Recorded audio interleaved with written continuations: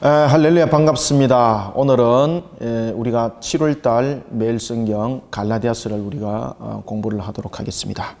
자, 여러분들 갈라디아서 이러면은 우리가 이제 매일 성경 한번 봅시다. 매일 성경 우리가 7월달에 이렇게 보면은 갈라디아서 이렇게 딱 뒤비니까 제일 먼저 이런 글자가 나옵니다. 자유의 헌자. 야, 이거 좀 의미 있는 거죠, 그죠? 왜냐면은 어디에서 우리는 자유 헌자가 되어야 되는가? 율법 안에서 정말 자유를 찾을 수 있는가? 갈라디아서는 우리에게 말하고 있습니다. 율법 안에서 자유가 아니라 어디서 자유라고 말하고 있습니까? 율법은 오히려 우리를 죄로부터 우리를 깨닫게 하는 것은 있지만은 율법은 진정한 우리를 자유롭게 하지 못한다. 그러면은 무엇이 우리를 자유롭게 한다는 이야기입니까? 복음이 우리를 자유롭게 한다는 겁니다. 그래서 갈라디아서는 율법과 복음에 관해서 그 내용들을 우리에게 주는 것을 볼 수가 있겠습니다. 그러면은 오늘 이 시간에는 우리가 이 매일 성경 큐티를 전체를 1장부터 6장까지 내용들을 우리가 짧은 시간에 볼 터인데, 먼저 우리가 갈라디아서 성격을 우리가 알고 그리고 우리가 묵상을 해야 되지 않겠는가, 이런 생각이 듭니다. 그럴 때 우리가 이제 먼저 우리가 갈라디아서 그러면은 누가 여러분들 갈라디아서를 기록했을까요? 그죠? 여러분들이 너무나도 잘 알고 있는 갈라디아서의 기록자는 누굽니까?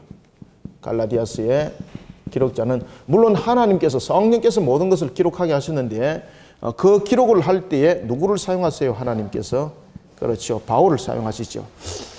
이 갈라디아서는 특히 이제 그 사도 바울이 바나바와 함께 죽을 고생을 다하면서 개척했던 교회가 여러분 갈라디아 교회들입니다. 물론 이제 그 당시에 교회는 지금 우리처럼 이런 이제 시설을 갖추는 그런 교회들이 아니라 가정 교회들이죠, 그죠? 그래서 이 갈라디아 교회들을 보면은 하나가 아니고 가정 교회들이 여러 군데가 형성되어 있던 그런 모습이었습니다.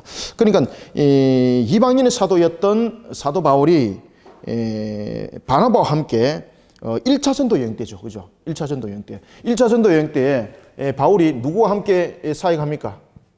바나바와 같이 함께 사역할 때에 여러분들 여기서 핵심적으로 드러나는 사람은 사도 바울이 아닙니다. 바나바입니다. 바나바가 사도 바울을 이끌어가는 입장이죠. 그 당시만 해도 바나바가 복음을 전하는 데 있어서 핵심적이고 중심적인 역할을 해나갑니다. 그러니까 그 당시에 믿음의 사회 속에서도 바울보다는 바나바가 더 잘 알려졌던 인물이었습니다. 그리고 바나바 그러면은요, 인품에서부터 시작해서 하나님을 증거하는 그런 신앙의 성품에 이르기까지 사람들로부터 인정을 받았던 그런 사람이었습니다. 이런 바울과 바나바가 어디로부터 여러분 파송을 받습니까? 안디옥 교로부터 파송을 받지 않습니까? 이때 이제 안디옥으로부터 그들이 파송을 받아서 1차 전도 여행을 떠날 때에 1차 전도 여행 속에서 바울과 바나바가 죽을 고생을 해서 개척했던 교회가 바로 갈라디아 교회입니다. 갈라디아 교회. 그래서 1차 전도 여행 때에 갈라디아 교회를 바울과 바나바가 세우게 되는 겁니다. 그리고 난 뒤에 사도 바울과 바나바가 이제 갈라디아를 떠나고 난 뒤에 수년이 흘렀습니다. 수년이 흐르고 난 뒤에 사도 바울이 기가 막힌 소식을 듣게 되는 겁니다. 어떤 소식을 듣게 되는가 하면은 두 가지에 대한 소식을 듣게 됩니다. 첫 번째는 바울이 전했던 복음이 엉터리라는 거예요. 그리고 두 번째는 바울이 사도로 말하면은 직분으로 따지면은 사도의 직분자가 될 수 없다는 것이고, 그리고 설령 그가 사도로 말을 할지라도 등급으로 따지면 최하다. 이런 열등감 속에 사도 바울을 몰아가는 세력들이 있었습니다.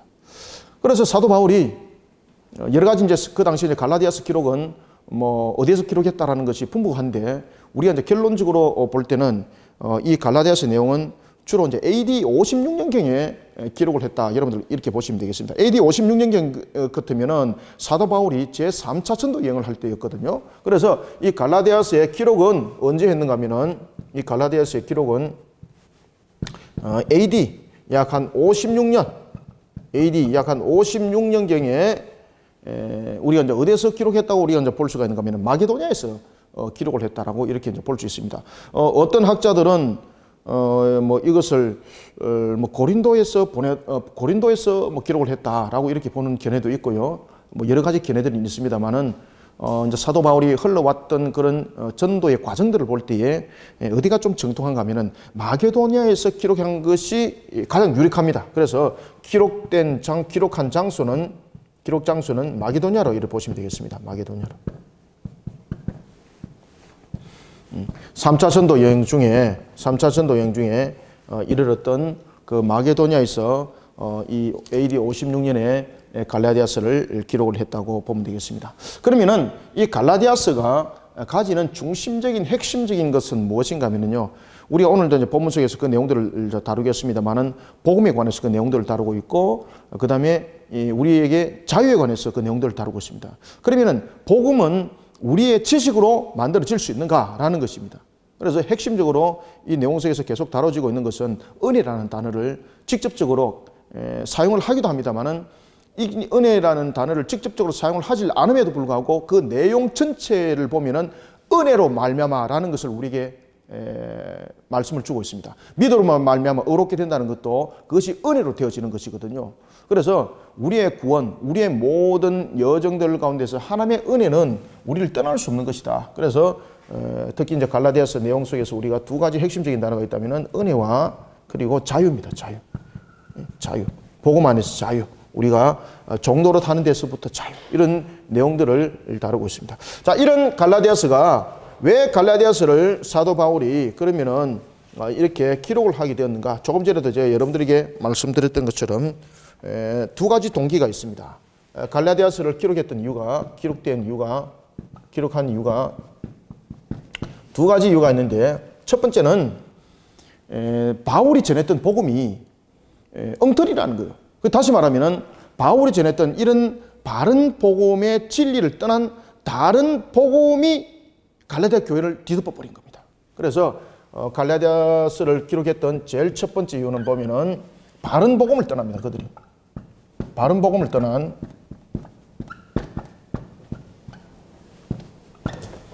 그들이 다른 복음을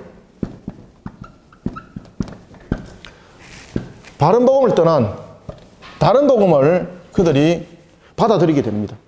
그러면은 여기서 말하는 다른 복음이라는 것은 어떤 것인가?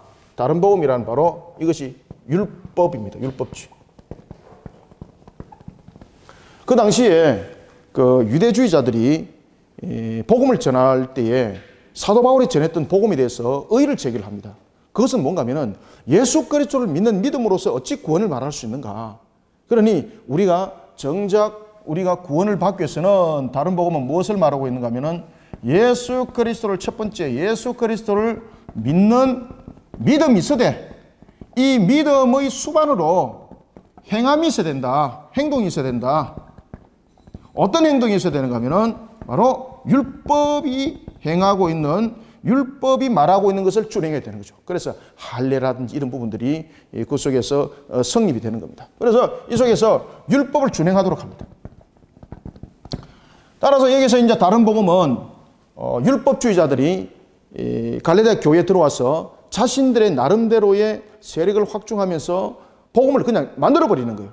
그래서 유대 율법주의적 기독론이 이 속에서 나타나는 겁니다. 유대 율법주의적 기독론이 이 속에서 나타나는 겁니다. 여기서 유대 율법적인 기독론이 나타나게 되고 여기에 유대 율법적인 구원론이 이 속에서 나타나게 되는 겁니다.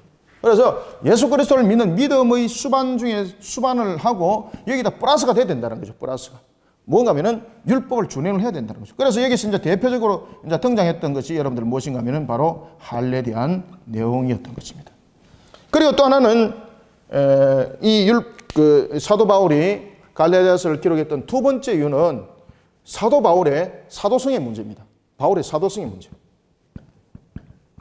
바울의 사도성. 이 사도성에 대해서 어떤 이야기를 하고 있었는가 하면은 두 가지 이야기를 하고 있었습니다. 첫 번째는 사도 바울의 열등함. 사도 바울의 열등함.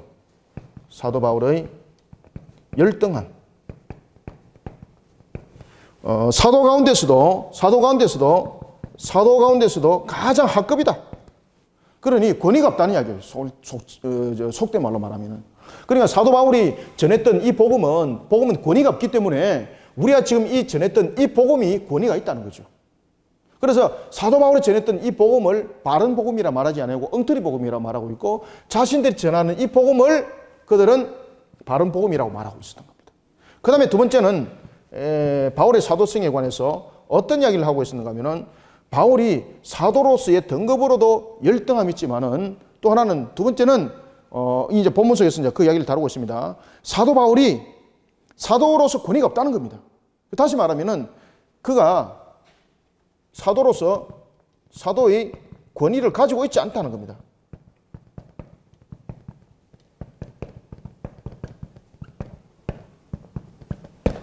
첫 번째는 사도 중에서 열등한 사도고, 열등한 사도니까 정통성이라든지 이런 부분에 대해서 신빙성이 없다는 거죠.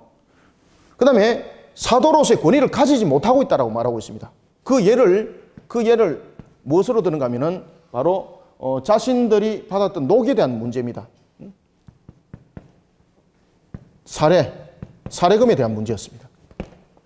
이 사도 바울이 이제 이 문제도 안에서 다룹니다. 사도 바울은 여러분들이 잘 아시는 것처럼 사례금을 교회로부터 받질 않았죠. 그는 사례금을 어떻게 충당했습니까? 그렇죠. 스스로 어떻게 무엇을 해서? 그렇죠.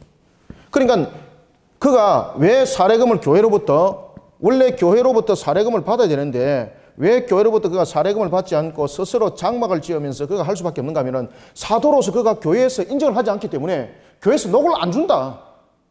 그러니 그가 스스로 장막을 지으면서 그가 스스로 사례금을 만들어가고 스스로 그 자금들을 만들어갈 수밖에 없었다.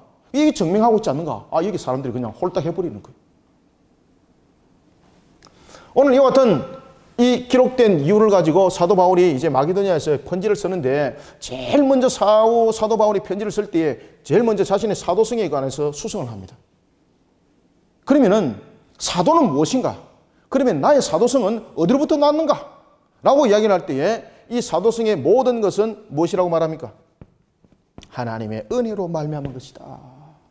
그래서 자신의 사도성을 이야기를 할 때 두 가지를 말합니다. 자신의 사도성에 관해서 이야기를 할 때에 두 가지를 가지고 설명하는데 첫 번째는 자신의 사도성은 누구로부터? 하나님으로부터 말미암았다는 것이고 두 번째는 하나님의 은혜로 내가 사도가 되었다는 것을 그가 이야기를 하고 있습니다. 자, 이런 속에 우리가 이제 갈라디아서 전체를 우리가 1장부터 6장까지 구성하고 있는 것이 무엇을 구성하고 있는지 우리가 그 내용을 간략하게 보고 우리가 본문을 빨리 좀 진행을 하도록 하겠습니다. 자, 그러면 여러분들요, 갈라디아서 1장 1절을 여러분들이 한번 읽어봐 주세요. 사람에게서 난 것도 아니요. 시작. 네.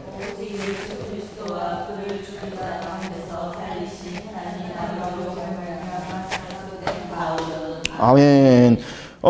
갈라디아서는 전체적으로 우리가 1장부터 6장까지 내용들이 구성을 하고 있습니다.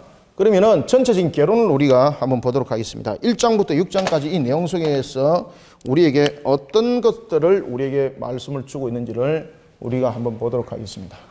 그래서 우리가 1장, 2장, 3장, 4장, 좀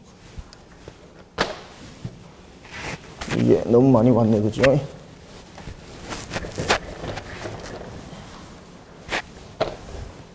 1장, 2장, 그리고 3장, 4장, 5장, 6장 이렇게 우리가 내용들을 한번 보도록 하겠습니다.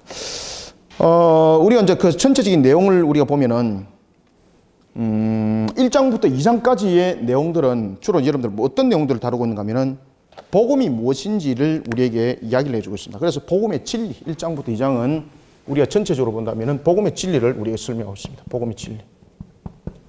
복음이 무엇인가? 복음의 진리를 1장부터 2장이 우리에게 설명을 해주고 있다면은 그러면 3장부터 4장은 우리에게 무엇을 말해주고 있는가? 율법인가 복음인가? 여기서 복음의 성질을 말하고 있습니다. 율법인가 복음인가? 율법이 아니라는 거죠. 율법이 아니라는 거죠. 유대 율법주의자들이 율법에 관해서 계속 이야기를 했지 않습니까? 그래서 율법이 아니라는 것입니다. 그러니까 율법은 우리에게 모학 선생으로서의 역할을 감당할 뿐이고 우리를 하여금 죄를 깨달아 알게 할 뿐이지 율법이 우리를 구원에 이르는 것은 아니다. 그러면 결국은 우리를 구원에 이르는 것은 복음이다. 믿음으로 말미암아 구원에 이르리라라는 복음이다. 그러니 결국은 율법의 승리가 아니라 복음의 승리다. 이것을 다루고 있고, 그 다음에 우리는 어디 안에서 자유한 자가 되어야 되는가? 5장부터 6장이 그 내용을 다루고 있거든요. 그래서 5장부터 6장까지는 복음의 자유, 복음 안에서의 자유, 복음 안에서의 자유를 그 내용 속에서 우리가 다루고 있는 것을 볼 수가 있겠습니다. 이런 우리가 갈라디아서 1장부터 6장까지의 내용을 통해서 이제 장별로 우리가 잠깐 한번 보면요. 1장 여러분들 한번 보십시오. 1장에 방금 여러분들이 읽었던 내용에 보면은 사람에게 난 것도 아니요 사람으로 말미암은 것도 아니요 오직 예수 그리스도와 그로 말미암아 예수 그리스도와 그를 죽은 자 가운데서 살리신 하나님 아버지로 말미암아 사도된 바울은 이러면서 무엇을 합니까? 인사를 하죠.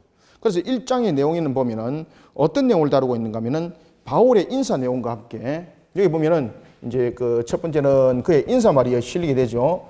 인사말과 함께 어떤 내용이 실리게 되는가 하면 그의 사도성이 어디로부터 나타났는가라는 자신의 사도직에 대한 내용들을 다루고 있는 것을 우리가 볼 수가 있습니다. 그래서 우리가 1장의 내용들은 보면은 내가 어디로부터 내가 사도가 되었는가, 내가 어떻게 해서 내가 사도가 되었는가, 그런 사도성에 대한 내력, 사도성에 대한 내력, 사도성의 내력을 다루고 있다고 우리가 볼 수가 있겠습니다. 자, 그런가 하면은 우리가 이제 2장을 보면은 2장에는 보면은 그러면 이 사도성의 권위와 출처는 어디로부터 나타나는가? 그죠? 사도성에 대한 권위, 여기서 보면은 사도성에 대한 권위와 그 출처는 어디로부터 나타나는가? 그리고 이 내용 속에서 또 2장 속에서는 무엇을 다루고 있는가 하면은 2장에서 우리가 그 2장 16절 보십시오. 사람이 의롭게 되는 것은 율법의 행위로 말미암은 것이 아니요 오직 예수 그리스도를 믿음으로 말미암은 줄 우리도 그리스도 예수를 믿나니, 믿음으로 말미암은 줄 알므로 우리도 그리스도 예수를 믿나니, 이는 우리가 율법의 행위로서가 아니라 무엇입니까? 그리스도를 믿음으로써 의롭다함을 얻으려 합니다. 다시 말하면 2장에서 어떤 문제를 다루고 있습니까? 이신칭에 대한 내용들을 다루고 있죠. 이신칭이, 이신덕이, 이신칭이 믿음으로 말미암아 의롭게 되리라, 그 내용들을 다루고 있고, 그 다음에 3장에는 보면은 이제 율법과 복음 부분에 대해서 무엇이 우리를 자유하게 하는가라는 부분에 대해서 이 설명을 하고 있습니다. 그래서 3장은 율법과 복음, 율법과 복음에 대해서 그 내용들을 다루고 있고, 그리고 4장은 여러분들 한번 보십시오. 4장은요, 누가 진정한 하나님의 상속자인가, 이 내용을 다루고 있는데, 이 속에서 이제 본문을 다룰 때도 제가 여러분들에게 말씀드리겠습니다만은 특히 두 인물이 등장하죠. 여기서 보면은 사라가 등장하고 21절부터 하반절에 보십시오. 하갈이 등장하고 사라가 등장하고, 이 속에서 우리가 무엇을 여러분들이 아셔야 되는가 하면은 누가 진정한 상속자인가, 누가 진정한 상속자인가, 누가 진정한 상속자인가, 이걸 다루고 있습니다. 율법에 세워진 자가 진정한 상속자인가? 그러면 율법으로 말하면은 율법적인 측면에서 말한다면은 누가 상속자가 될 수 있다는 겁니까? 하갈이 낳았던 이스마엘이 상속자가 될 수 있다는 겁니다. 그런데 하나님의 법에 의해서 세웠던 그 법에 의해서 누가 상속자가 된 겁니까? 이삭이 상속자가 된 겁니다. 이삭이. 그래서 이 4장은 바로 누가 진정한 하나님의 상속자가 되는가라는 것을 통해서 이 모든 것들이 어디 속에서 이루어진다는 이야기입니까? 하나님의 은혜 속에서 이루어진다는 겁니다. 그래서 은혜의 자유, 은혜의 자유를 다루고 있습니다. 그리고 우리가 5장을 잠깐 봅시다. 5장에는 보면은 이제 우리가 예수 그리스도 안에서 우리가 진정한 자유와 사랑을 얻게 되는데, 복음에서의 자유를 다루고 있습니다. 복음에서, 복음 안에서의 자유, 복음 안에서의 자유를 다루고 있고, 그 다음에 6장에서는 우리에게 두 가지를 다루고 있는데, 그것은 이제 마지막으로 훈계를 하고 있습니다. 훈계. 마지막으로 그가 훈계를 하면서 두 번째는 축복을 합니다. 뭐 축도라고 하기도 합니다. 뭐 축도, 축복. 이 내용들을 갈라디아서 6장이 이 내용들을 우리가 다루고 있는 것을 우리가 볼 수가 있겠습니다.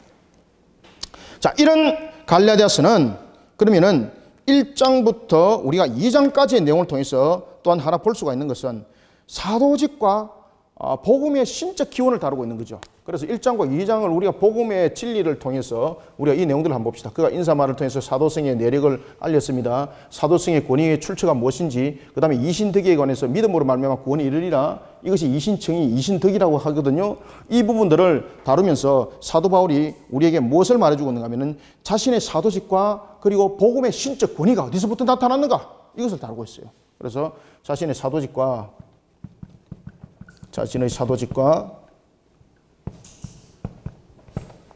그리고 복음에 대한 그런 하나의 신적 기원, 복음에 관한 신적 기원, 복음의 신적 기원을 다루고 있고, 그 다음에 3장부터 4장은 이제 이신덕이의 변증을 하고 있습니다. 이 속에서 이제 이신덕이 내용들이 나왔잖아요. 그래서 3장과 4장은 복음과 율법을 통해서 이 이신덕이를 이제 문제를 풀어나가는 겁니다. 이신덕에서 말씀은 던졌는데 이 부분들이 무엇을 말하는지를 설명해 나가야 될 것 아니에요. 그래서 설명해 나가는 것을 변정이라고 말하는 거예요. 변정. 따라서 우리가 3장과 4장은 이신덕의 변정입니다. 정당성. 이신덕에 대한 변정. 그러면은 믿음으로 말미암아 구원에 이르리라. 뭐 이신덕이라고 하기도 하고 이신칭이라고 하기도 합니다. 이신칭이라고 하기도 합니다. 그래서 율법과 복음, 이신덕이 이신칭이 이것이 율법과 복음 속에서 그러면 이신덕이가 믿음으로 말미암아 구원에 이르리라 한 것이 정말로 정당한 것인가? 그것이 하나님께서 정말로 우리에게 그 길을 열어주신 것인가? 라는 것을 창세기를 통해서 이 내용들을 풀어나갑니다. 따라서 여기서 등장하는 인물이 여러분들 누굽니까? 창세기 인물들이 등장하는 거예요. 창세기 인물들이. 따라서 우리는 갈라디아서를 볼 때에 특히 창세기 12장과 창세기 15장 그리고 여러분들이 잘 아시는 이 창세기 15장 이후에 또 나타나는 인물이 누가 나타납니까? 이삭이 나타나잖아. 그죠? 이삭이. 창세기 22장에 보면은 여러분들이 잘 아시는 그 모리아산의 사건. 이삭의 그 결정적 사건. 그 결정적 사건이 일어나기까지의 모든 부분들에 대해서 이 내용들을 변정을 다루고 있습니다. 그래서 누가 진정한 상속자인가? 누가 진정한 상속자인가? 이 내용들을 갈라디아서가 3장부터 4장을 다루고 있고, 그 다음에 마지막으로 그러면은 5장부터 6장에서는 그러면은 이신덕이로 인한 바른 신앙의 자세, 이신덕이에 의한 바른 신앙. 그러면은 이신덕에 의한 바른 신앙과는 어떤 것인가? 이것이 여러분들 이 내용 속에서 다뤄집니다. 그래서 복음 안에서 우리가 자유함이 있고, 그리고 훈계를 할 때 마지막으로 어떻게 훈계를 하는가 하면은 너희들이 복음 안에서 하나가 되어서 연합을 이뤄서 공동체를 잘 이끌어 가도록 하라. 그리고 마지막에 이렇게 축복 기도를 하는 것을 볼 수가 있겠습니다. 그래서 결국은 우리가 갈라디아서를 여러분들이 보시면은요, 이 갈라디아서는 뭐라고 말하고 있습니까? 소로마스다 이렇게 말을 하고 있죠. 그리고 우리가 특히 갈라디아서를 공부를 할 때는 여러분들 무엇이 필수가 되어야 되는가 하면 여러분 창세기 그리고 신명기, 이 창세기와 신명기 패러다임이 갈라디아서에 그대로 올라옵니다. 창세기와 신명기 패러다임이. 그래서 이 창세기 속에서 이 내용들을 다룰 때는 언약에 관해서 내용을 다루고 있고요. 그 다음에 율법에 관해서 내용을 다루고 있을 때 시내산에 대한 내용은 어디서 가지고 옵니까?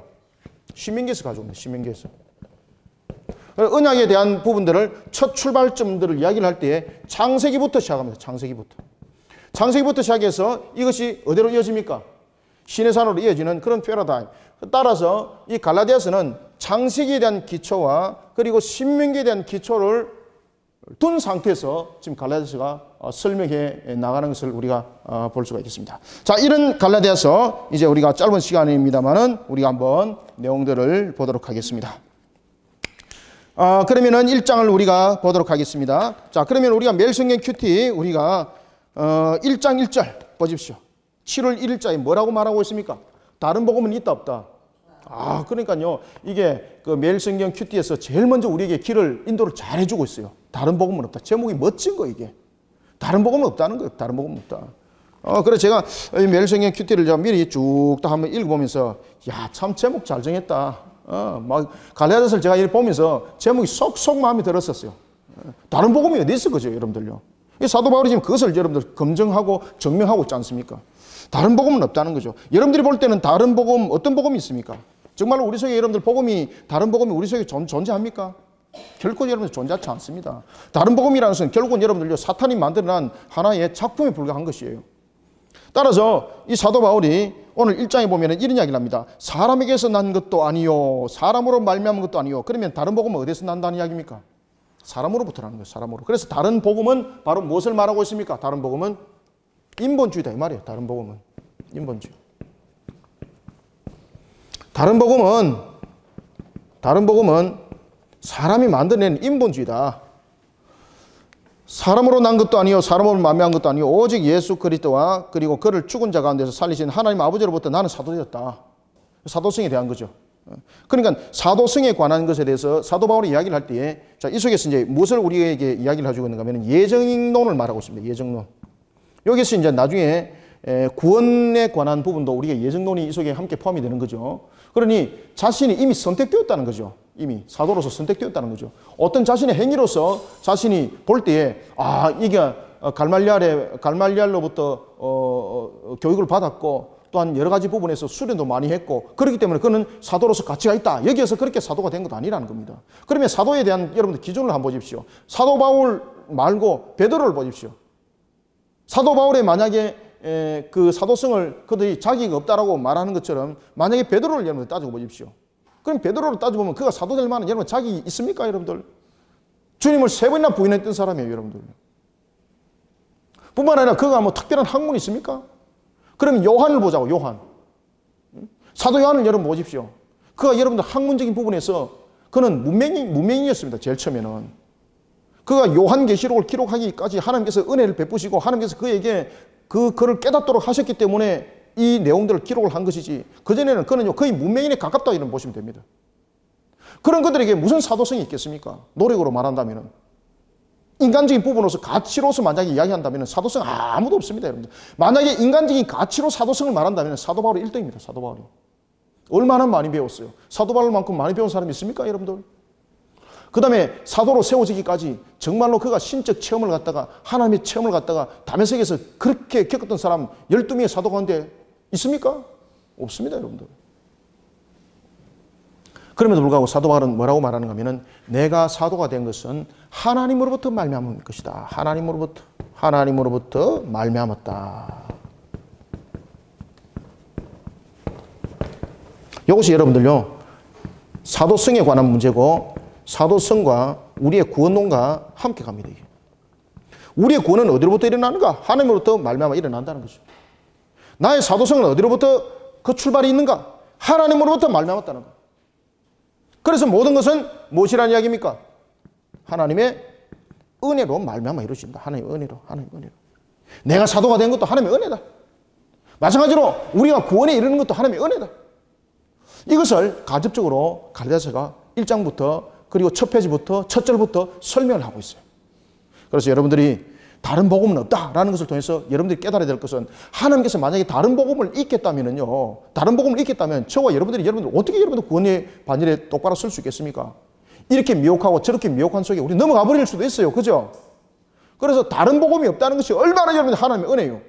따라서 우리가 이 매일 성경을 우리가 여러분들이 큐티를 하면서 다른 복음이 없다라는 것을 통해서 예수 그리스도 복음밖에 없습니다. 이것만 보지 마시고 하나님께서 만약에 다른 복음까지 허락했다면 마귀가 우리를 얼마나 더 갖고 놀기 좋습니까? 그렇죠? 그러면 정말로 우리가 만약에 복음을 믿는 것을 통해서 구원을 얻는다면 하나님의 은혜로 말미암아 우리가 구원을 얻지 아니하고 우리의 어떤 노력으로 우리의 선택으로 구원을 얻는다면 우리는 정말로 구원받을 수 있을까라는 것과 또 하나는 하나님께서 다른 복음을 일절 허락지 아니하시고 오직 주 예수 그리스도를 믿는 믿음으로 구원에 이르겠다는 것이 이것이 하나님의 방법이라는 거예요.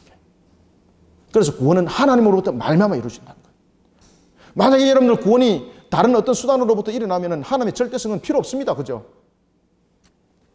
이런 것들을 우리가 다른 복음을 없다라는 것을 통해서 여러분들이 함께 이 내용을 깨달아 아셔야 되겠습니다. 그래서 사도 바울이 1장 1절부터 10절까지 다른 복음을 없다. 자신의 사도성을 1절부터 5절까지는 자신의 사도성에 대해서 변론을 하죠. 사도성은 누구로부터 말미암았다고? 너희들이 생각하는 것처럼 그런 자격이 부여된 것이 아니라 나도 사도가 될 줄 몰랐다. 근데 하나님께서 나를 세우셨다. 그런데 알고 보니까 그것이 이미 하나님의 예정하심이었더라. 그러니 나의 사도성은 하나님의 은혜로 말미암아 이루어진 것이다 라고 말을 하고 있는 겁니다. 그런 속에 또한 말하기를 다른 복음은 없다는 거죠. 6절 한번 읽어봅니다. 시작. 그리스도의 은혜로 너희를 부르신 이를 이같이 속기 떠나 다른 복음을 따르는 것을 내가 이상히 여기노라. 다른 복음은 있다 없다? 없습니다. 하나님께서 다른 복음이 있을 수 없는 것은 하나님께서 다른 복음을 결정하지 않았던 이유, 가장 큰 이유는요, 값의 문제입니다. 죄에 대한 값. 예수 그리스도의 그 죄의 완전한 값. 그 외에는 길이 없어요. 만약에 우리의 죄를 대속할 수 있는 값이 예수 그리스도의 신인 양생의 위격적 연합으로 인하여서 치러진 값 외에 다른 방법이 있다면 다른 복음은 성립될 수 있어요. 아시겠습니까? 그래서 우리의 구원은 오직 우리 죄를 대속하신 예수 그리스도의 대속의 값, 그 값만이 우리를 구원의 길에 인도할 수 있다는 거죠. 그리고 또 하나는 그러한 값 속에 우리는 어떻게 들어갈 수 있는가? 예수 그리스도를 믿는 믿음이라는 거죠. 그러면 예수 그리스도를 믿는 믿음은 우리의 행위로 되어지는가라는 것입니다. 우리의 행위로 되어지는 것이 아니라 하나님의 예정하심이다. 예정하심이다. 하나님으로부터 말미암았다. 그래서 하나님의 은혜를 갈라디아서가 계속해서 설명하고 있습니다. 자, 이런 속에 이제 봅시다. 사도 바울이 사도가 된 내력을 이제 설명을 합니다. 형제들아, 11절, 형제들아, 내가 너희에게 알게 하노니 내가 전한 복음은 사람의 뜻을 따라 된 것이 아니라 누구로 말미암아 이루어졌다고요? 12절, 13절 한번 읽습니다. 시작. 이는 내가 사람에게서 받은 것도 아니요 배운 것도 아니요 오직 예수 그리스도의 계시로 말미암은 것이라. 내가 이전에 유대교에 있을 때에 행한 일을 너희가 들었거니와 하나님의 교회를 심히 받게 하여 멸하고. 내가 이런 사람이었다는 거죠. 아멘. 아시겠습니까? 그런 나를 하나님께서 나를 택했다는 거죠. 그래서 15절을 별표를 딱 치놓았어요, 여러분들요. 그래서 은혜라는 이야기가 바로 딱 등장하잖아요. 그죠? 자, 14절, 15절 한번 읽어봅니다. 시작. 내가 내 동족 중 여러 영갑자보다 유대교를 지나치게 믿어 내 조상의 전통에 대하여 더욱 열심히 있었으나 그러나 내 어머니 태로부터, 거기 줄 쫙 치놓으세요. 그래서 이것을 예정하심. 그죠? 내 어머니 태로부터 나를 택정하시고, 예정하심이죠. 그죠? 내가 사도로 된 것도, 내가 구원의 백성이 된 것도 이미 하나님께서 나의 어머니 태중에서 임신하기 전부터 하나님께서 이미 예정하셨단 말이에요. 그 나의 사도성을 따지려면 누구한테 가 따지라는 이야기입니까? 그렇지. 내한테 따지지 말고 니들이 하나님한테 가서 따지라는 거예요. 하나님한테 가서 따지라는 거예요. 15절 보십시오. 그러나 내 어머니의 태로부터 나를 택정하시고 그의 은혜로 나를 부르셨다. 여러분들, 그래서 우리가 다른 복음은 없다라는 것을 통해서 그 다음 두 번째 날 거 한번 보십시오. 그걸 바로 은혜 복음을 다 이야기를 하잖아요. 큐티가, 그죠? 은혜 복음. 은혜 복음입니다. 은혜 복음입니다. 그러니까 여러분들 매일성이 제목을 참 잘 잡은 거, 이게. 그러니까 여러분들이 이것을 묵상하면서 정말 눈물이 이제 나와야 되는 거, 이게.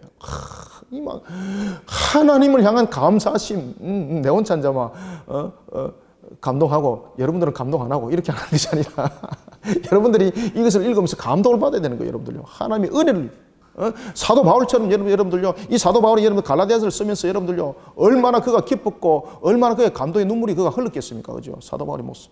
사도 바울을 여러분 기억하셔야 돼요. 여러분들의 모습과 사도 바울 모습, 다른 건 아무것도 없어요. 그래서 은혜 복음이다. 은혜 복음이라는 것은 무엇을 말하고 있습니까? 나의 노력이 아니라 하나님의 택정하심이다. 그것이 언제? 이미 예정하심. 그 전에. 그런 우리는 복음을 수호하는 자가 되어야 된다. 이런 복음을 수호하는 자가 된다. 그러면서 이제 그 2장을 보겠습니다. 1장 그 하반절에 보면은, 1장 하반절에 보면은 이제 사도 바울이 자신이 어떻게 사도가 된지를 설명하고 있죠. 17절과 18절에 보면은, 18절에 보면은 3년 만에 내가 개발을 방문했을 때, 그러니까 자신이 다메섹에서 주를 만났습니다. 그리고 그가 바로 사도가 된 것이 아닙니다. 3년 동안 아라비아에서 그가 주님으로부터 직접 교육을 받습니다. 따라서 그가 아라비아에서 무엇을 보게 됩니까? 삼정천을 보게 되는 거죠. 사도 바울이 직접 그것을 간증도 합니다. 내가 아라비아에 있을 때 주님으로부터 3년 동안 가르침을 받을 때에 내가 무엇을 보았노라? 내가 삼정천을 보았노라. 하늘을 보았노라. 내가 만약에 체험으로 말한다면, 신비적인 것으로 말한다면 내가 너희들에게 정말로 너희들이 상상하지 못한 것을 내가 말할 수 있다. 그러나 주님께서는 우리에게 예수 그리스도를 믿는 믿음으로 구원을 말씀하셨다. 사도 바울이 여기에 충실한 성도, 충실한 사도가 되는 거예요. 그래서 오늘 본문도 그런 이야기를 합니다. 17절 18절 또 나보다 먼저 사도된 자들을 만나려고 내가 예루살렘에 갔다. 그때는 아라비아를 거친 3년 후에 갔다는 거예요. 만나려고 예루살렘에 가지 아니하고 어디로 갔다? 아라비아로 갔다. 아라비아로 가서 3년 동안 거기서 주님으로부터 그가 예수님의 12제자를 예수님께서 3년 반 동안 훈련시켰던 것처럼 사도 바울 또한 그렇게 훈련을 받습니다. 그리고 난 뒤에 그가 3년 후에 제일 먼저 올라가서 누구를 만났습니까?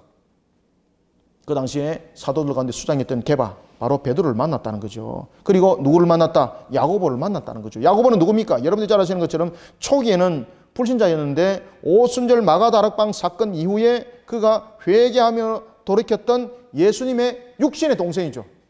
그죠? 그리고 그가 예루살렘 교회의 수장이 됩니다. 나중에. 그런 야고보를 만났다. 그러면서 자신의 사도성을 이제 피력을 하는 겁니다. 이런 사도 바울이 이제 2장에 가면은 우리에게 무엇을 설명해 주고 있는가 하면 이런 자신의 권위의 출처와 그 다음에 믿음으로 의롭게 되었다는 것을 설명하면서 이런 복음을 우리가 수호를 해야 된다. 이런 복음을 수호를 해야 된다. 자, 2장 1절 보십시오. 2장 1절 보면은 14년 후에 이거는 여러분들 무슨 말인가 하면은 사도 바울이 사도로서 그가 택정을 받았음에도 불구하고 택정함을 받았음에도 불구하고 사도 바울이 함께하지 못합니다. 그리고 그가 다시 자신의 고향이었던 다소로 갑니다.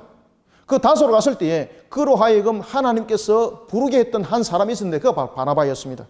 바나바가 사도 바울을 데리러 가죠. 그죠? 다소에 자신의 고향으로 돌아간 그를. 그래서 지금 그 연수를 이야기를 합니다. 14년 후에 내가 바나바와 함께 디도를 데리고 다시 예루살렘으로 올라가니, 그러니까 그런 과정들을 함께 다 설명하는 거예요. 14년 후에 내가 바나바와 함께 디도를 데리고 다시 예루살렘으로 올라가니, 이제 이 내용들은 이제 어떤 내용을 말하고 있는가 하면은 사도 바울이 다소에 있을 때에 바나바로 인해서 안디옥에서 이제 파송을 받습니다. 그 위에 이제 복음을 전하면서 이방인이었던 헬라니였던 디도에게 복음을 전하였고, 그 복음을 전했던 이 디도를 데리고 예루살렘으로 갔던 사건이 있었습니다. 이 사건들을 지금 설명을 하면서 어떤 내용들을 다루고 있는가 하면은 이 내용 속에서 할례와 무할례를 가지고 논쟁들이 벌어졌던 거예요. 할례와 무할례. 그때에 사도 바울은 디도를 할례를 시키지 않습니다. 왜냐하면 오늘 본문 속에서도 여러분 이렇게 이야기를 합니다. 만약에 할례가 구원의 기준이었다면 내가 디도에게 할례를 행했을 것이다. 그러나 우리의 구원은 할례가 아니라 믿음으로 구원이기 때문에 그에게 할례를 행치를 안 했다. 자, 여러분 한번 봅시다. 2절 계시를 따라 올라가 내가 이방 가운데에서 전파하는 복음을 그들에게 제시하되 유력한 자들에게 사사로이 한 것은 내가 다름질하는 것이나 다름질한 것이 헛되지 않게 하려 함이라. 그때에 디도를 어떻게 했다? 3절 함께 읽습니다. 시작. 그러나 나와 함께 있는 헬라인 디도까지도 억지로 할례를 받게 하지 아니하였으니. 왜 그렇습니까? 아멘. 할례가 구원의 조건이 아니기 때문입니다. 그러니까 이것은 누구를 향한 반박입니까? 바로 사도 바울이 믿음으로 말미암아 구원에 이르려 했던 그 복음을 엉터리라고 전했던 유대 율법적 구원론을 가르쳤던 그들 향한 반박이었습니다. 만약에 디도가 할례를 행하지 않았다면 디도가 만약에 할례를 행하여만이 구원을 받았다면 내가 디도에게 할례를 행했을 것이다. 그런데 우리는 예수 그리스도를 믿는 믿음으로써 우리는 이미 할례를 받은 자들입니다. 믿는 믿음으로 우리는 할례를 받은 자들입니다. 그런데 그런 믿는 믿음으로 할례를 받은 우리가 어떻게 행위로서 우리가 할례를 했다고 구원과 그리고 구원 밖을 말할 수가 있는가? 사도 바울이 그 이야기를 하는 거죠. 우리는 어떻게 여러분들 할례를 받았다고요? 예수 그리스도를 믿는 믿음으로 이미 여러분들 할례를 받은 자들이에요. 그래서 율법적인 시대에서는 할례는 행함으로써 표피를 자른 것이었지만은 예수 그리스도 이후는 어떻게 할례가 이루어집니까? 예수 그리스도를 믿는 믿음으로 할례가 이루어진다는 거예요. 그래서 할례의 두 가지를 설명합니다. 이때에 할례에 관해서 이야기를 할 때에 율법으로서는 예수 그리스도가 오기 전에는 율법은 그 행위를 통해서 우리에게 말하고 있었지만은 이 예수 그리스도가 오시고 난 이후에는 어떻게 여러분들 할례가 이루어집니까? 예수 그리스도를 믿는 믿음이 곧 할례라는 거예요. 그래서 디도를 할례를 행하지 않았다는 겁니다. 왜? 이미 할례를 했기 때문에. 이미 할례를 받은 자는 무슨 또 할례를 행한다 이 말입니까? 그래서 기도를 할례를 행치 않았다. 4절 보면 이렇게 말합니다. 이는 가만히 들어온 거짓 형제들 누굽니까? 모세 율법을 지키고 할례를 받아야만이 구원을 받는다고 말했던 그들이죠. 그들 때문이다 라고 성경은 말하고 있습니다. 그리고 이런 자신의 믿음으로 말미암아 구원에 이른다는 것을 자신의 주장만이 아니라 그 당시에 사도들도 전부 인정했다는 거죠. 그것이 어디에 내용이 나오는가 하면 바로 7절, 8절, 9절입니다. 함께 읽습니다. 시작.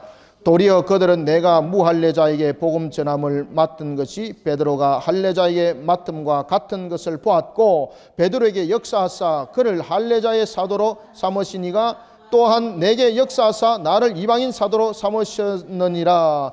또 기둥같이 여기는 야고보와 게바와 요한도 내게 주신 은혜를 알므로 나와 바나바에게 친교의 악수를 하였으니 우리는 이방인에게로 그들을 할례자에게로 가게 하려 함이라. 아멘. 이게 여러분 무슨 말인가 하면은 그 당시에 예루살렘에서 회의가 공론이 일어났습니다.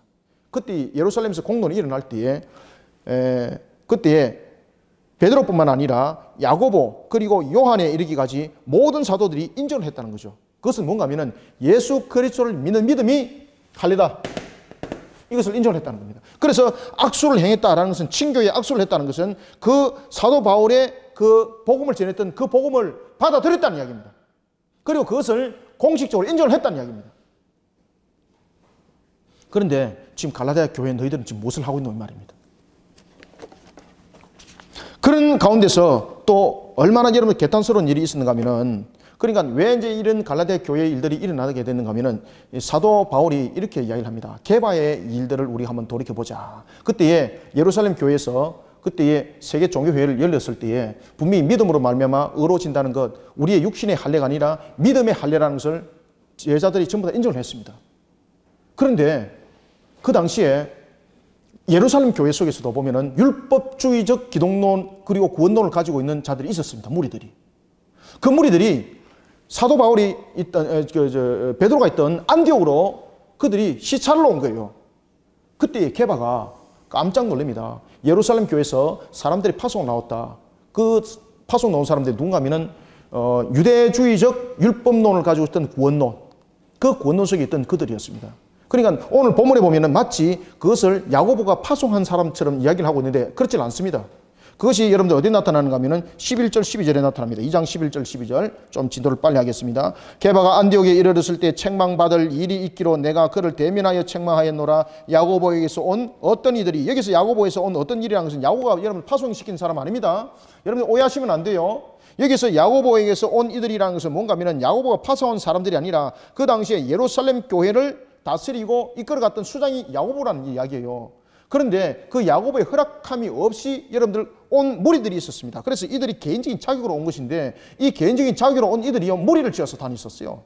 이런 유대주의적 율법론을 가지고 있는 기독론을 가지고 있고 그런 구원론을 가지고 있는 그 무리들이 활동을 많이 했다는 이야기입니다. 그때에 사도 바울이 누굽니까? 베드로가 이방인과 같이 식사를 하고 있었어요. 그러면은 유대주의적 율법에 의하면 이방인과 유대인들은 같이 식사를 하면 안 돼요. 왜? 부정함이잖아요. 그런데 그 식사를 하고 있다가 베드로가 예루살렘에서 사람들이 왔다는 것을 듣고요. 깜짝 놀래가지고 이방인과 식사를 하다가 그 자리를 박차고 도망가 버렸어요. 그 자리에 누가 있었는가 하면 그것을 누가 다 목격하고 있었는가? 바나바도 있었어요. 그래서 우리가 예수 그리스도를 믿는 믿음이라고 복음은 전하지만은 우리가 율법론 속에 우리가 있어야 되구나. 그래서 이 이방인들과 우리가 식사를 같이 하면 안 되구나. 이런 것들이 만연해져 버렸어요. 누구 때문에? 게바 때문에, 베드로 때문에. 그래가지고 예루살렘 회의에 있을 때에 바울이 베드로를 앞에 앉혀놓고 박살을 내버리는 거예요. 당신이 그때 우리가 분명히 사도들이 모였을 때에 예수 그리스도를 믿는 믿음이 우리의 할례라 말했다. 그리고 우리는 이방인과 모든 것이 같다라고 말했다. 예수 그리스도를 믿는 믿음 안에서는 모든 것이 하나라 그랬다. 이방인이 없고 하나님 안에서 한 형제 한 자매라 그랬다. 그래 놔놓고 예루살렘에서 율법적 원론을 가지고 있는 유대주의적 그런 사상들을 가지고 있는 그들이 왔을 때에 너가 이방인과 밥을 먹다가 밥그릇을 던져버리고 주랭랑 쳐버렸다. 이것을 바라봤던 그 당시에 유대인들 뿐만 아니라 이방인들이 너의 행동을 보고 무엇을 느꼈겠노? 그러면서 오늘 성경이 이렇게 말합니다. 그때에 게바, 다시 말하면은 베드로의 행동으로 인해서 13절 보십시오. 함께 읽습니다. 시작. 남은 유대인들도 그와 같이 외식함으로 바나바도 그들의 외식에 유혹되었느니라. 아, 이렇게 해야 되구나. 그래서 우리가 오늘 본문에도 보면은 여러분들요, 우리가 바른 복음을 지키기 위해서는, 복음을 수호하기 위해서는 우리가 바른 신학 속에 세워져야 되고 바른 교리 가운데 세워져서 우리가 바르게 전할 수 있고 우리 행동과 우리 삶들도 그렇게 나타나야 된다는 것입니다. 머리로서는 믿음으로 말미암아 구원에 이르리라 말하고 있습니다만 행동은 그리하지 못하는 모습이 되었을 때 여러분들 우리 속에 나타나는 것은 무엇인가? 바로 악영향을 끼칠 수밖에 없는, 사탄이 춤을 출 수밖에 없는 그런 우리의 모습들이 되더라는 것입니다. 그래서 우리가 믿는 믿음이 결코 헛되지 않기 위해서는 우리가 바른 신앙 속에 우리가 세워질 때 바른 교리 속에 세워져야 한다. 이것을 사도 바울이 2장을 통해서 증거하고 있습니다. 그래서 3장에 가면 이제 율법과 복음에 관해서 이야기를 하는 거예요. 율법과 복음. 자, 갈라디아서 시간이 좀 되더라도 제가 설명을 좀 해야 되겠습니다. 그래서 우리가 3장을 우리가 이제 보겠습니다. 그래서 3장에는 보면은 율법과 복음을 관해서 이야기를 할 때에 특히 여러분들 누가 등장합니까? 율법과 복음에 대해서 이야기를 할 때에 등장하는 것이 있죠. 율법과 이제 복음을 등장시키면서 무엇을 여러분들 등장시키는가 하면은 바로 아브라함의 언약과 그리고 시내산 언약을 함께 설명을 하고 있는 것을 우리가 볼 수가 있습니다. 율법은 어디까지인가? 자, 3장 7절 읽습니다. 시작.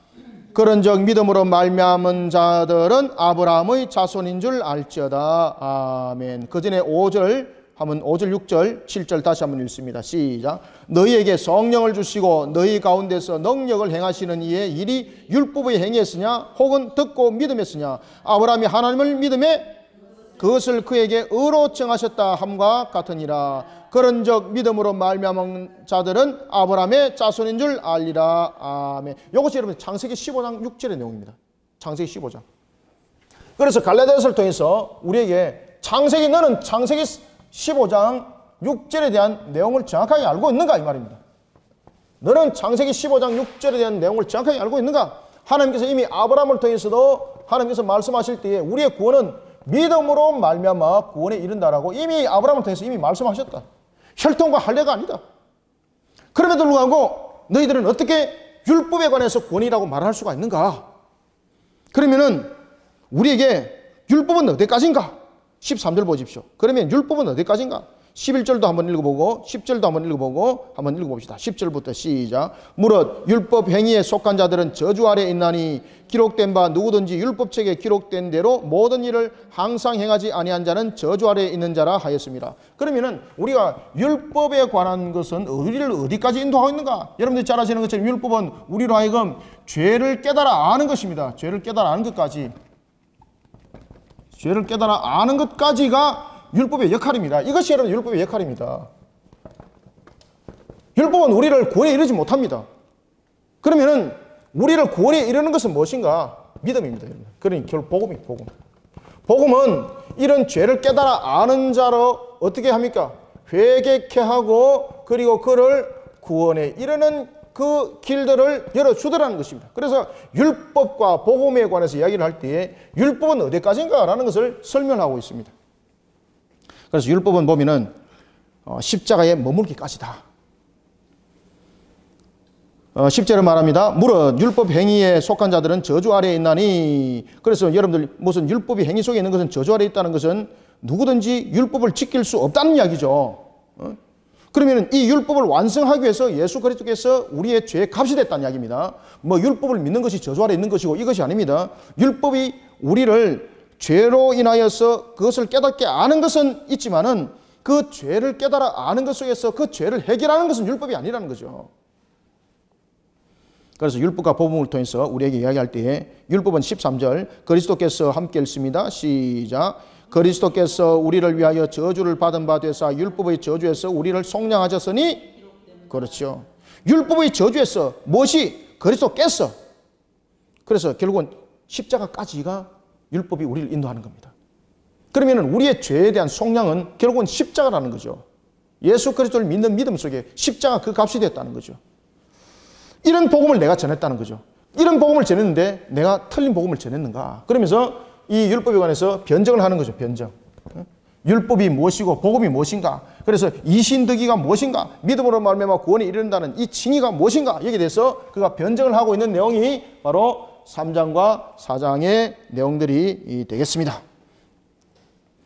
14절 보겠습니다. 함께 읽습니다. 시작. 이는 그리스도 예수 안에서 아브라함의 복이 이방인에게 미치게 하고 또 우리로 하여금 믿음으로 말미암아 성령의 약속을 받게 함이라. 아멘. 그러면서 이제 율법에 관해서 이야기할 때에 아브라함의 언약에 관해서 이야기를 합니다. 그러면 아브라함의 언약들이 어디까지 이어졌는가? 그러면서 아브라함 언약 이후에 이제 시내산 언약 17절에서 이야기를 하죠. 시내산 언약에 대해서 이야기를 하고 있고, 그리고 시내산 언약이 어디까지 또 이어집니까? 십자가까지만이에요. 십자가까지. 예수 그리스도를 믿는 믿음 속에서. 그래서 우리가 자 여러분 한번 봅시다. 이 모든 것들은 연결된다는 거죠. 따라서 무엇이 완성인가를 알아라는 이야기입니다. 그러므로 오늘 사도 바울이 율법에 관해서 그리고 복음에 관해서 변증을 할 때 이런 이야기를 합니다. 우리에 관한 언약이 있다. 하나님께서 우리에게 주신 언약이 있다. 이 언약이 우리가 아브라함으로부터 주어진 언약이 있었다. 이 아브라함으로부터 주어진 언약이 우리 속에 하나의 기록으로 우리 속에 깨달아 알게 한 것이 있는데, 그것이 죄가 무엇인지 제일 먼저 하나님께서 아브라함에게 말씀을 하실 때는 믿음으로 말미암아 구원에 이른다 했을 때에 사람들이 혹이나 이것을 혈통이나 그리고 할례로서 그것을 말할 수가 있다. 그러나 하나님께서는 이것이 혈통과 구원이 아니라 우리로 하여금 죄를 깨달아 알도록 하셨다. 이 믿음을 우리에게 허락하시기 위해서. 그래서 우리에게 주신 것이 바로 시내산 언약이었다. 시내산 언약. 이 시내산 언약 속에서 하나님께서 무엇을 줬습니까?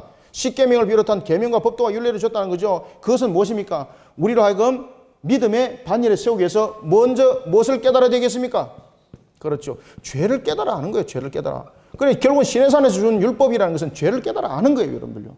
그리고 이 속에서 우리의 죄와 우리의 모습 속에 해결해야 될 문제, 그러니까 메시아를 기다리게 하는 거죠. 메시아를 바라보게 하는 거죠. 그러면은 이 시내산의 언약들이 나중에 어디 속에서 이루어졌다는 이야기입니까?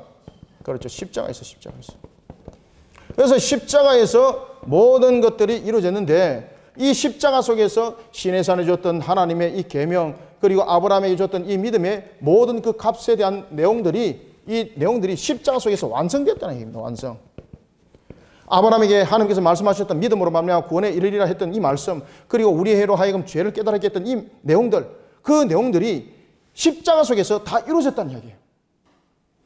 따라서 변증을 할 때에 아브라함의 언약, 시내산 언약, 그 다음에 십자가 언약, 이 내용들을 함께 다루고 있는 것이 바로 3장 말미의 내용인 것입니다. 자, 19절 보겠습니다. 그런즉 율법은 무엇이냐? 범법함으로 더하여진 것이라 천사들을 통하여 한 증보자의 손으로 베푼신 것인데 약속하신 자손이 오시기까지 있을 것이라. 그죠? 말씀하시잖아요. 그러나 그 중보자가 왔을 때는 어떻게 됐다는 이야기입니까? 약속을 여기서 이제 다 이뤘다는 이야기입니다. 사도 바울이 그것을 변증하고 있는 겁니다. 자, 20절부터 23절 한번 읽어보겠습니다. 시작. 그 중보자는 한 편만 위한 자가 아니라 하나님은 한 분이시니라. 그러면 율법이 하나님의 약속들과 반대되는 것이냐? 결코 그럴 수 없느니라. 반대되는 것이 아니라는 거죠. 만일 능히 살게 하는 율법을 주셨더라면 의가 반드시 율법으로 말미암았으리라. 그러나 성경이, 여기서 여러분 성경이라는 것은 율법을 가르쳐요. 율법을. 자, 다시 읽습니다. 시작. 그러나 성경이 모든 것을 죄 아래 가두었으니 이는 예수 그리스도를 믿음으로 말미암아 약속을 믿는 자에게 주려 함이라. 자, 이게 무슨 이야기입니까? 지금 여기서 말하는 성경이 모든 것을 죄 아래 가두었다는 것은 죄를 깨달아 아는 거죠. 죄를 깨달아 알았을 때에 우리의 죄가 값이 지불이 되다는 것을 우리가 보고 아는 거죠. 만약에 여러분 우리가 죄를 깨달아 알지도 못하는데 죄값을 이야기를 하면은 가당 찾는 거죠.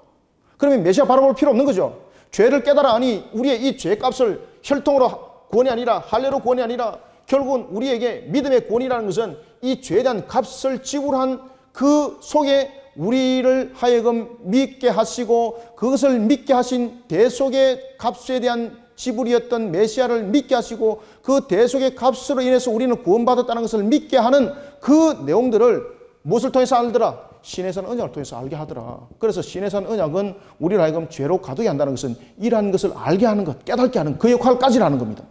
그래서 이 모든 것들을 이룬 것이 바로 십자가 언약이라는 거죠. 지금 사도 바울이 그것을 변증하고 있는 겁니다.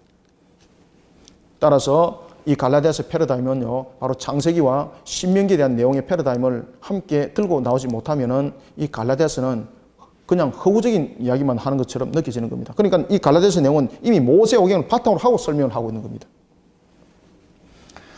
자, 그러니 우리는 믿음으로 오기 전에는 어디에 메인바 되었습니까? 23절. 그렇지, 율법이 메인바 되었지만은 이제는 믿음의 때에 우리의 모습들은 갖춰져 있고, 그리고 율법이 초등 학문이라면은 그리스도로 인하여서 우리에게 준 복음은 완성된 것이라는 거죠. 완성된 것이다. 그래서 우리가 복음과 율법에 대해서 이야기를 합니다. 갈라디아서는 우리에게 두 가지에 관해서 계속 이야기를 합니다. 복음과 율법에 관해서 그 내용을 우리가 이야기를 하고 있을 때에 이 복음과 율법은 우리에게 동떨어진 것이 아니라는 거죠. 복음이 우리를 받아들이도록, 복음을 우리로 하여금 받아들이도록 인도한 역할을 한 것이 무엇입니까? 인도함의 역할을 한 것이 바로 율법이라는 거죠. 그러면 이 복음은 무엇인가? 우리의 모든 것이라는 것은 우리를 구원에 이르게 하는 모든 것을 완성한 단계, 그 완성한 단계로 만들어지고, 그리고 그 완성한 단계 속에 우리를 둔 것이 바로 복음입니다. 그리고 이 모든 것을 완성한 단계가 무엇이라고 성경은 말하고 있습니까? 그렇죠. 바로 십자가다, 십자가.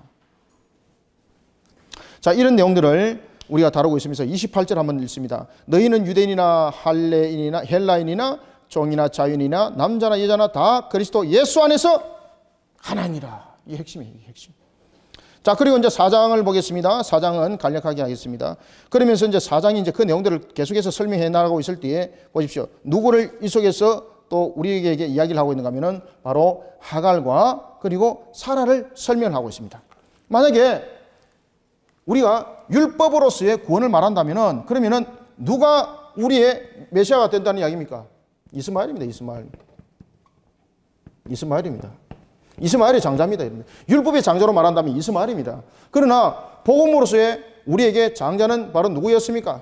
이삭이 되었던 것처럼 오늘도 우리에게 세상 속이 아니라 하나님의 나라의 상속을 받을 자는 이삭이 되었던 것처럼 혈통으로서 말하면 이스마엘이 그가 장자였습니다. 그럼에도 불구하고 그 모든 것에 있어서 장자를 이루었던 것은 이스마엘이 아니라 이삭이었습니다. 이런 것처럼 오늘도 우리가 예수 그리스도를 믿는 믿음 속에 놓여진 우리는 바로 믿음의 장자요, 그리고 하나님으로부터 모든 상속권을 받을 수 있는 그런 상속자라는 것을 설명하고 있습니다. 따라서 육신으로서의 믿음을 말하는 자들은 마치 하갈에게 태어난 이스마엘과 같은 자요, 믿음으로 말미암아 우리에게 구원에 이르는 자는 이삭과 같은 바로 아브라함의 실질적인 장자의 모습들로 우리가 약속의 자녀다라는 것을 말하고 있습니다. 그것이 바로 두 언약이라는 겁니다. 자, 한번 우리가 21절 보겠습니다. 21절, 24절. 자, 21절부터 24절 한번 읽읍시다. 시작. 내게 말하라. 율법 아래에 있고자 하는 자들아, 율법을 듣지 못하였느냐? 기록된 바 아브라함에게 두 아들이 있으니 하나는 여종에게서 하나는 자유 있는 여자에게서 났다 하였으며 여종에게서는 육체를 따라 났고 자유 있는 여자에게서는 약속으로 말미암았느니라. 이것은 비유니 이 여자들은 두 언약이라. 하나는 신의 산으로부터 종을 낳은 자니 곧 누구더라? 하갈이라. 아멘. 그래서 여러분들요, 우리는 언약 안에서 난 자들입니다. 그래서 우리가 보면은 헛된 수고와 참된 믿음, 그리고 저주에서 복으로, 그 다음에 율법 안에서 믿음으로라는 것을 쭉 다루고 있으면서 갈라디아서 4장에 보면은 자유에서 속박으로,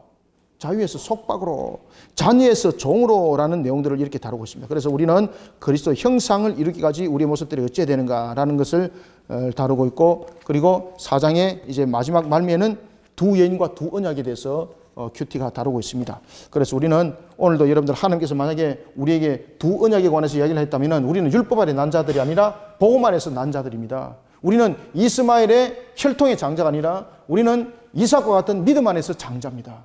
실질적인 상속권자예요. 이런 우리의 자부심을 가지고 오늘도 예수 그리스도를 믿는 믿음 속에 우리가 달려가는 모습들이 되길 바랍니다. 그리고 이제 마지막으로 이제 5장과 6장을 이제 다루는데, 이제 5장은 보십시오. 5장에는 보면 이제 복음 안에서 자유가 무엇인가를 우리에게 설명할 때에 2절에 보면 이렇게 말합니다. 보라, 나 바울은 너희에게 말하노니 너희가 만일 할례를 받으면 그리스도께서 너희에게 아무 유익함이 없다. 만약에 너희들이 할례로 구원이라 말한다면 그리스도는 이 땅에 올 필요가 없는 거죠. 예수 그리스도께서 십자가에 지실 이유가 없는 거죠. 십자가에서 죽으실 이유가 없는 거죠. 그러면은 다시 말하면 율법적 구원론을 가지고 만약에 그들이 말을 한다면은 예수 그리스도는 액세서리인 거예요. 사도 바울이 그 이야기를 하고 있는 겁니다. 그래서 우리는 어떻게 복음 안에서 자유자가 되었는가? 율법 안에서는 어려움이 없다. 4절 보십시오. 율법 안에서 어렵다 함을 얻으려 하는 너희는 그리스도에서 끊어진 자다. 어디서 또 끊어진 자다? 은혜에서 떨어진 자다. 율법 안에서는 어려워질 수가 없습니다. 율법 안에서는 어려워진 것이 아니라 율법 안에서는 죄를 깨달아 아는 것까지입니다. 그죠? 그리고 그 율법은 우리의 필요가 없는 것이 아니라 우리로 하여금 죄를 깨달아 아는 몽학 선생으로서의 그 역할을 감당하였고, 그리고 예수 그리스도께서 십자가에서 우리의 죄를 대속하여서 값으로 자신을 내어놓으셨던 이 부분, 그 안에서 우리는 자유함이 됐다는 거죠. 그러니 율법 안에서는 자유함이 없는 거죠. 율법 안에서는 어렵다 함이 없다. 만약에 율법 안에서 어렵다고 말한다면 그는 그리스도 안에서 끊어진 자다. 유기된 자라는 이야기입니다. 그래서 선택과 유기를 설명하고 있습니다. 선택과 유기. 우리가 이제 갈라디아서 내용을 보면은 신자와 불신자, 그리고 선택과 유기, 그 다음에 사도성과 그리고 불사도성, 그리고 바른 복음과 다른 복음, 이 관계들을 계속해서 지금 변정해 나가고 있습니다. 우리가 이런 갈라디아서를 여러분들이 삼가 잘 묵상하셔야 되겠습니다. 그래서 율법 안에서는 어렵다함이 없습니다. 그리고 만약 율법 안에서 어렵다는 것은 떨어진 자다. 하나님의 은혜로부터도 떨어진 자다라고 이야기를 하고 있습니다. 자, 6절 한번 읽어볼까요? 그런 의미에서 시작. 그리스도 예수 안에서는 할례나 무할례나 효력이 없으되 사랑으로서 역사는 믿음뿐이니라. 그리스도 안에서는 할례나 무할례가 효력 없습니다, 여러분들. 왜 그렇습니까? 예수 그리스도를 믿는 믿음이 할례죠. 그래서 여기서 말하는 할례나 무할례라는 것은 행동으로 할례를 하고 할례를 하지 않는 것을 말하고 있습니다. 그래서 율법적 구원론을 말하고 있는 유대주의자들이 그 행위론이 틀렸다는 이야기예요. 자, 우리는 여러분들 어떻게 할례를 받습니까? 예수 그리스도를 믿는 믿음으로 이미 할례를 받은 자들이에요. 그런 할례를 받은 자들이 행동으로 여러분들 할례한다고 이것이 무슨 구원론과 관계됩니까? 관계되지 않습니다, 여러분들요. 그러니 이런 적은 누룩과 같은, 구절에 보면은 적은 누룩과 같은 이 율법주의자들의 이런 그 오류된 내용들을 적은 누룩이라고 지금 표현하고 있습니다. 이런 적은 누룩이 구절 보면 온 덩이를 퍼뜨리겠다. 갈라디아 교회를 병들겠다. 그래서 너희들이 이것을 발본 세곤에서 구별해서 제거하여라. 너희는 12절 읽습니다. 시작. 너희를 어지럽게 하는 자들을 스스로 베어버리기를 원하노라. 아시겠죠? 베어버리라는 거예요. 잘못되었던 그런 속에 너희들은 자유한 자 되어라. 복음 안에서 자유한 자 되어라. 얽매이지 말고 복음 안에서 자유한 자가 되어라 라고 말을 하고 있습니다. 그리고 이제 16절부터 이제 26절까지 보십시오.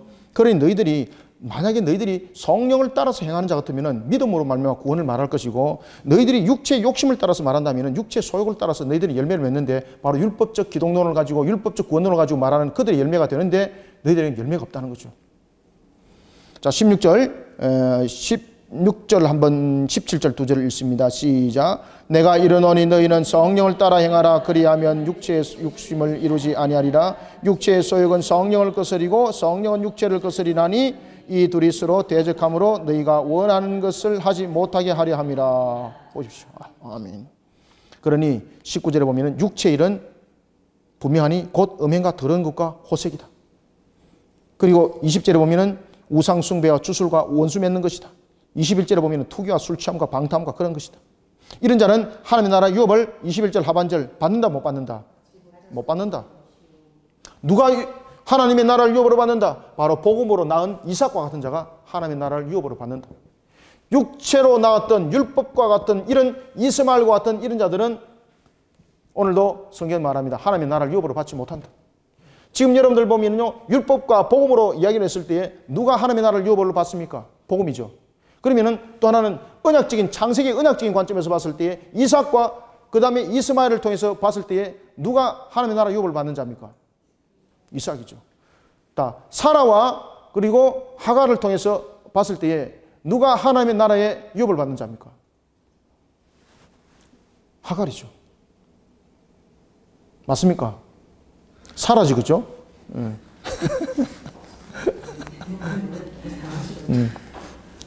여러분들요, 정신 똑바로 차려야 됩니다. 그래서 어떤 이야기가 던지지더라도 내 중심이 바로 세워져야 되지. 제가 방금 이렇게 탁 던지니까 여러분들이 헷갈려가지고 무슨 말인지 중심을 지금 잃어버리잖아, 그죠? 마찬가지입니다. 갈라디아 교회가 그렇게 해서 무너진 겁니다. 정신 바짝 차려야 됩니다. 그래서 사도 바울이 그렇게 말하잖아요. 끊어내어라. 그것을 쥐고 있으면 안 된다. 어찌 너희들이 복음을 가지고 너희들이 구원을 받았는데 어찌 너희들은 율법을 가지고 구원을 또다시 이야기를 하는가? 그러면은 너희들은 이삭이냐 이스마엘이냐? 이스마엘을 구원의 백성이라고 우리는 말하지 않지 않는가? 이삭을 우리는 구원의 백성이라고 말하지 않는가? 그리고 믿음의 자녀를 낳은 것을 우리는 하갈이라 말하지 아니하고 누구의? 그렇지. 사라를 통해서 우리는 낳은 자를 믿음의 자녀라, 믿음의 장자라, 하나님의 나라로 유업을 받을 자라고 우리는 말하지 않는가? 바로 복음이 그런 것이다. 너희들은 복음으로 낳은 자들이다. 그런데 너희들이 어찌 다시 율법 안으로 들어가려고 그러는가? 정신 똑바로 차리라. 자를 것은 잘라라. 사도 바울이 지금 그것을 우리에게 말하고 있습니다. 자, 그런 속에 24절 한번 읽습니다. 시작. 그리스도의 예수의 사람들은 육체와 함께 그 정욕과 담심을 십자가에 못 박았느니라. 아멘. 아시겠죠? 그런 자에게 나타나는 것은 성령의 9가지 열매가 나타난다. 사희와 오자양 충원절이 나타난다. 자, 한번 읽어봅시다. 22절, 23절 시작. 오직 성령의 열매는 사랑과 희락과 화평과 오래 참음과 자비와 양선과 충성과 온유와 절제니 이 같은 것을 금지할 법이 없느니라. 아멘. 아시겠죠, 그죠? 그래서 우리가 1장부터 5장까지 지금 이제 달려오면서 급하게 달려왔는데 참 이 내용은 굉장히 중요합니다. 그러나 오늘 우리가 묵상한 것은 전체적인 것을 큐티를 통해서 핵심적인 것을 제가 잠깐 설명해 드렸을 뿐이고 본 내용은 본 성경 공부에서 우리가 또 다르게 취급을 하도록 하겠습니다. 아시겠죠, 그죠? 다만 하나 여러분들이 매일 성경 가지고 묵상할 때 여러분들 잘 하시고 이 지금 제목들이 굉장히 지금 잘 적었어요. 지금 제목들이 굉장히 지금 잘 구현했습니다. 그래서 여러분들이 묵상하실 때 이 제목을 항상 머릿속에 두시고 묵상을 하시길 바랍니다. 어떤 분들이 제목을 굉장히 소홀하게 얘기해 주시는 분들이 있더라고요. 근데 특히 갈라디아서만큼은 다른 것도 마찬가지입니다만은 이 매일 성경을 큐티를 하실 때에 제목을 여러분들 중요하게 여기시길 바랍니다. 이 제목을 가지고 항상 묵상을 하시길 바랍니다. 그랬을 때에 내가 지금 묵상을 하고 있는 것이 이 제목과 묵상함이 맞는가 한번 비춰보시고 그리고 또 다른 나의 또한 교훈을 찾아보는 그런 모습들이 되길 바랍니다. 그 다음에 마지막으로 이제 6장을 이제 마무리하겠습니다. 그래서 이제 6장에 사도 바울이 마무리를 할 때 여러분 보십시오. 어떻게 마무리를 하고 있는가 하면은 서로 짐지는 자가 되어라. 훈계를 하고 있죠, 마지막으로. 마지막으로 훈계를 하고 있을 때에 우리의 믿음은요, 혼자 생기는 것이 아니라는 거예요. 우리의 믿음은 서로 동력을 이루라는 거예요. 믿음이 연약한 형제가 있으면 도와주고, 그리고 믿음이 연약한 형제가 넘어지면 이렇게 세워주고, 그래 힘이 되어주고, 또 서로 짐이 되어주라는 이야기입니다. 그러면서 동력을 이루고 그렇게 나가는 것이다. 그래야지 않으면은 이 악한 무리들이 우리를 넘어뜨린다. 그러면서 사도 바울이 또 마지막으로 무엇을 말하는가 하면은 우리는 주 예수 그리스도 안에서 자랑할 것이라고는 오직 십자가뿐이다.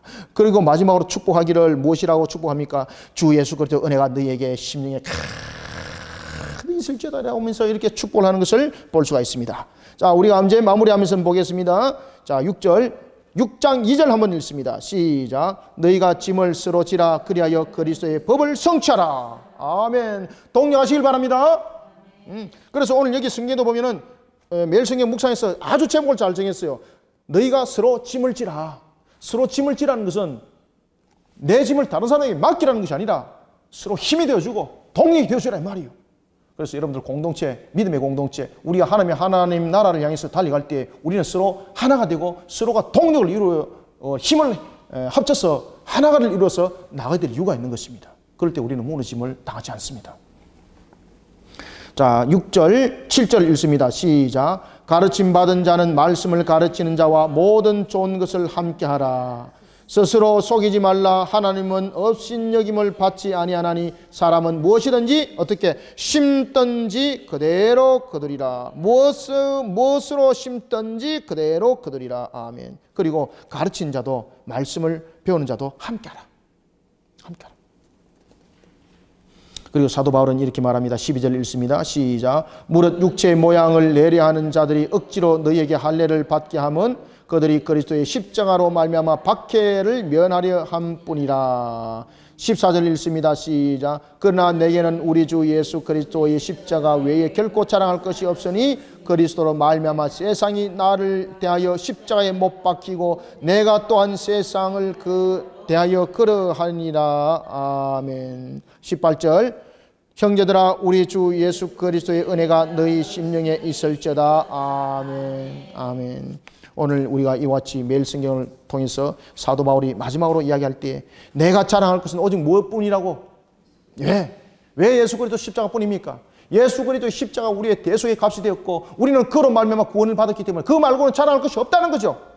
그것이 결국은 하나님의 은혜로 말미암아 내가 구원받았다는 것을 이야기를 하는 것이고 내가 하나님의 은혜로 말미암아 내가 사도가 되었다는 것을 잊지 말라는 것입니다. 오늘도 우리가 매일 성경을 이와 같이 큐티를 묵상하면서 하나님의 은혜로 우리가 되어지고 하나님의 은혜로서 우리에게 믿음이라는 할례의 흔적과 그 모습이 담겨져 있다는 것을 여러분들 잊지 마시고 오늘도 하나님의 은혜를 바라보면서 달려가는 우리 성도들이 그리고 또한 7월달 큐티 속에 은혜 받는 우리 모든 성도들이 되시기를 소망합니다.